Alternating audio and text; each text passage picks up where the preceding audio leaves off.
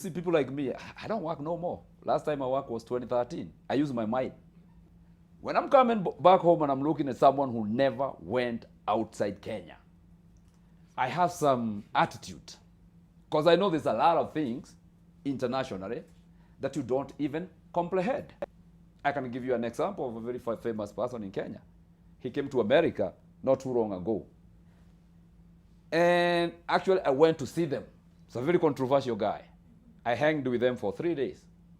Basically, I had to go and pick their hand up and, show them America. Why are you afraid to mention Andrew Kibe? Here's the funny thing. Here's the funny thing. Yes. You see, I'm an artist.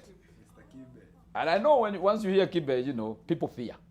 What you see Andrew Kibe here, you fear him, that is cheerleading. Andrew Kibe was there, we had a lot of fun. I bought two tickets for him to go to DreamCon. This is where all the social media creators. It was in Austin, Texas. This is where Andrew Kibe was living.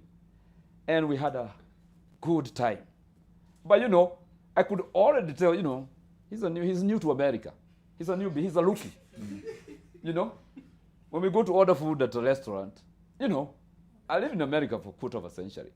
So I can see his naiveness about America.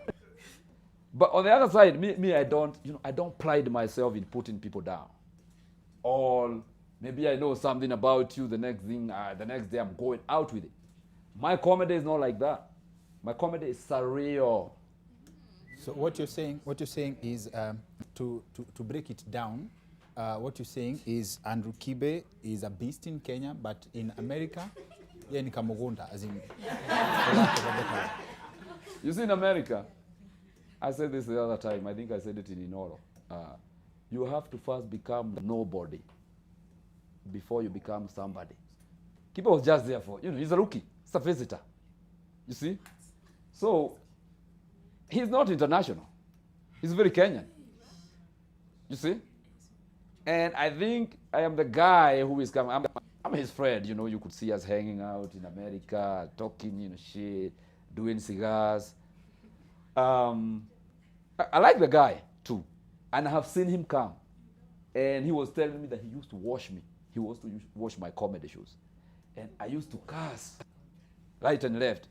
Actually, I was actually cursing to, create some form of, traction, and that's how I met you, too.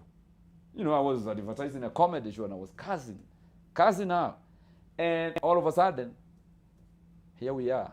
And for me to be sitting here, it's very historical also. Thank you. Thank you, sir. Thank you. You mentioned something about being a hustler in America. Hustler in America is not what we think it means in Kenya, right? Please define a hustler. Because the definition I've heard from, say, 50 Cent is a hustler is slinging drugs. Yes. Right? Yes. So you had to do that before you found your way back on track again. You see, here's the funny thing. You see, drugs in America, it's a part and parcel of life. And what drug are you talking about? Weed is not drug. That's like a cigarette. That's like a cigarette. Coke, it will find you where you are sitting before you know. Me growing up, my mom always used to tell me, you can drink alcohol, you can do everything, but the moment you touch weed, the people of your generation, watu wa kwenu, they go crazy.